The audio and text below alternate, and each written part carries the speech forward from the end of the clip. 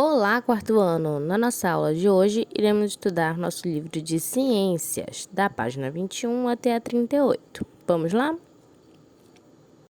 Hoje iremos iniciar o capítulo 4, que fala sobre cadeias e teias alimentares, tá bem? Então, durante esse capítulo, nós vamos explorar esses dois assuntos, as cadeias alimentares e as teias alimentares, tá?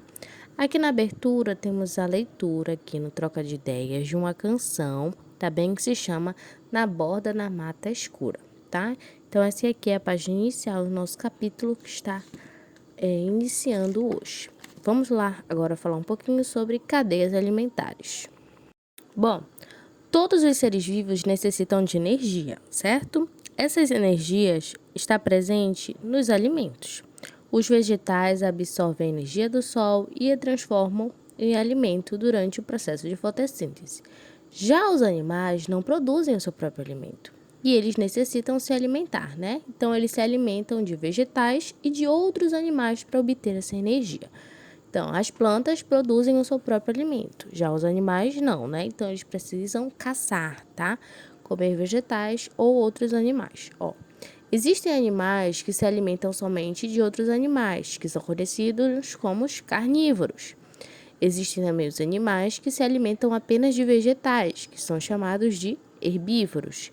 E também temos os animais que vão se alimentar dos dois, tá? Tanto de vegetais quanto de outros animais, que vamos chamar de onívoros, certo?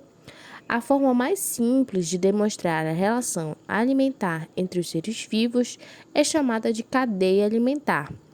Uma cadeia alimentar é representada por uma sequência de seres vivos em que uns servem de alimento aos outros, tá? Então, aqui na cadeia alimentar, vai ser a ordem que um ser vivo vai se alimentando do outro. Aqui no esquema, nós temos aqui as plantas, tá bem? Nós temos a capivara e a onça. Essa cadeia alimentar é organizada desta forma. Inicialmente, nós temos aqui as plantas, certo? A capivara vai se alimentar das plantas. Após isso, a onça pintada é quem vai se alimentar da capivara. Então, percebam lá, um vai se interligando com o outro, tá? Então, primeiramente, as plantas se alimentam da luz solar, a capivara vem e se alimenta das plantas e depois a onça vai e se alimenta da capivara. Então, isso aí nós temos um esquema de cadeia alimentar. Mas vamos conhecer qual é o papel de cada ser vivo na cadeia. Então, na cadeia alimentar, o primeiro, que seria aqui nas plantas, tá? Ele vai ser chamado de produtores. Bom, os produtores são os seres vivos capazes de produzir o seu próprio alimento. Então, aqui, quem está produzindo o seu próprio alimento é a planta, tá bem? Então, ela é um produtor. Depois, vamos encontrar os consumidores. Os consumidores, eles necessitam se alimentar de outros seres vivos para obter energia, pois são incapazes de produzir o próprio alimento. Então, aqui no esqueminha que nós tivemos na página anterior, consumidores vamos ter quem? A capivara, que não consegue produzir seu próprio alimento, né? E ela está se alimentando da planta. E a onça pintada também, que não produz seu próprio alimento e precisou caçar a capivara para se alimentar, tá? Então, esses animais que não produzem seu próprio alimento serão os consumidores, tá? E o terceiro da cadeia alimentar, que não está aparecendo nesse esquema aqui, são os decompositores. Os decompositores são os seres vivos que realizam a decomposição dos organismos mortos, fezes e restos de alimentos, tá? Os fungos e bactérias são exemplos de seres vivos decompositores. Então, os seres vivos decompositores são esses seres que vão realizar a decomposição desses organismos já mortos, tá? Sempre serão, geralmente, os fungos, bactérias, tá bem? Esses serão os decompositores. Então, na cadeia alimentar, nós iniciamos com os produtores, certo? Que produzem seu próprio alimento. Depois, nós temos os consumidores, que são os animais que não produzem seu próprio alimento, né? Seres vivos. E, após isso, temos os decompositores, que vão decompor o restante dos organismos mortos, tá bem? Vamos falar agora sobre o fluxo de energia e o ciclo da matéria, tá? Em uma cadeia alimentar, quando um ser vivo se alimenta de outro, ocorre a transferência de energia e matéria, tá bem? Que são os nutrientes. A energia do alimento é utilizada no funcionamento do corpo, respiração, digestão, locomoção, tá bem? Já a matéria é utilizada na construção do corpo desse ser vivo, que vão ser os ossos, os músculos, os órgãos, tá? Então, tudo que ele se alimenta vai nutrir o corpo dele. Entretanto, as transferências de energia e matéria ocorrem de formas diferenciadas nas cadeias alimentares. A matéria é totalmente reaproveitada nas cadeias alimentares, por isso dizemos que ela é transferida de maneira cíclica. As plantas produzem seu próprio alimento e seus nutrientes são transferidos para os animais que se alimentam delas, tá? Então, se um animal se alimenta da planta, os nutrientes que estavam na planta passam para o animal que acabou de comê-la, tá? Esses animais servem de alimento para outros e assim por diante. Quando esses seres vivos morrem, os nutrientes que formavam os seus corpos voltam para o solo pela ação dos decompositores e podem ser novamente utilizados pelas plantas, construindo o ciclo da matéria.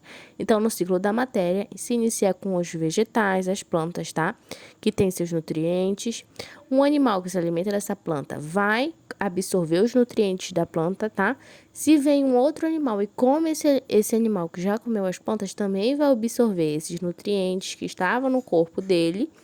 E quando ele falecer, esse animal, todos os seus resíduos mortos, né, irão para o solo e os decompositores irão repor novamente esses nutrientes ao solo. E assim é um ciclo, tá? Vai nascer novas plantas, aí outros animais vão se alimentar dessas plantas e assim se forma o ciclo da matéria. Então, aqui nós temos um esquema, tá? O fluxo de energia em um ecossistema começa geralmente pelo Sol. A energia do Sol é captada pelas plantas, que são os produtores, por meio da fotossíntese e depois transferidas para os consumidores, que são os que vão se alimentar das plantas, tá? E os outros animais também, que são aqueles que não produzem o seu próprio alimento. Como os seres vivos utilizam parte dessa energia para realizar suas atividades, cada nível alimentar recebe uma quantidade menor de energia que o nível anterior. Então, não vai ser aquele mesmo nível de energia que estava lá no início na planta, tá? Ele vai diminuindo, mas todos vão recebendo nutrientes no seu organismo. Aqui na página 25, temos aqui algumas imagens, tá? De animais, fungos, bactérias, que serão os produtores, os consumidores e os decompositores, tá? E vocês irão montar aqui no quadro abaixo um esquema de cadeia alimentar, tá bem? Aqui na página 26 nós temos uma experiência, tá? E aqui na 27 temos o Saiba Mais, que fala um pouquinho sobre a importância dos micro-organismos, tá bem? Nos alimentos. A partir de tudo que foi explicado sobre a cadeia alimentar, vocês vão realizar as atividades da página 28, da página 29, tá bem? Da página 30 e da página 31, tá bem? Então, é tudo sobre respeito às cadeias alimentares que eu acabei de explicar. Vamos agora para o nosso próximo assunto. Agora, vamos iniciar falando sobre as teias alimentares, tá? Falamos primeiro das cadeias alimentares, agora vamos falar sobre as teias alimentares. Na natureza, muitos seres vivos têm mais de uma fonte de alimento.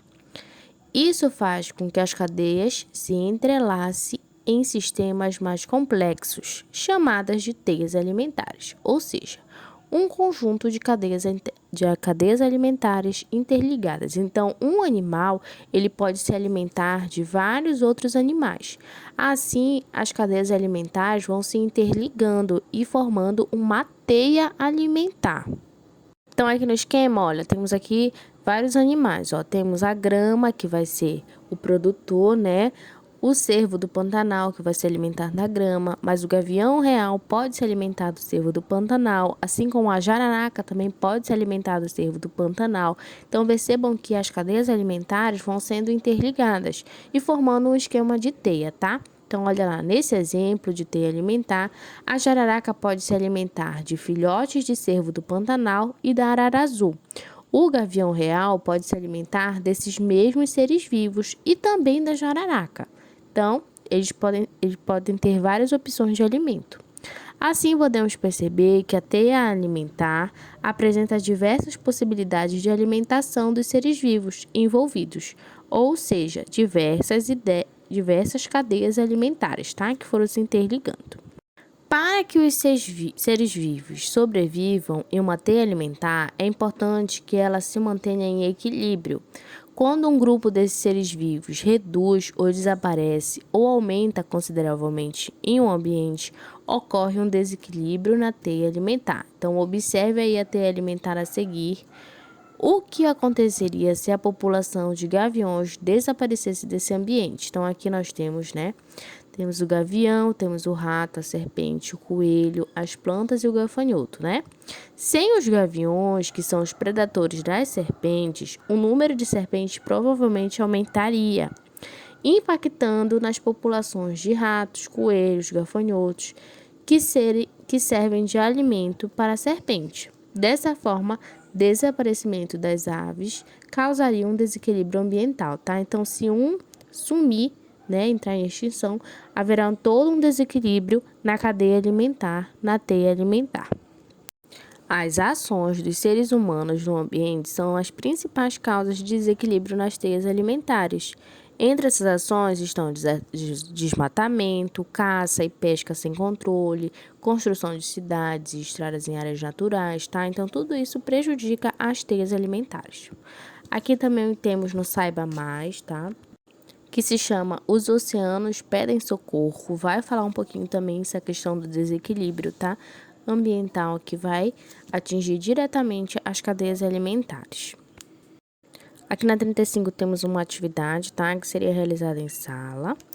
E agora sim, vocês irão começar as atividades a respeito sobre as teias alimentares. 36, página 37, E aqui na página 38 é uma revisão sobre tudo que foi trabalhado durante esse capítulo, certo? Bom quarto ano, um grande beijo e até o nosso próximo vídeo.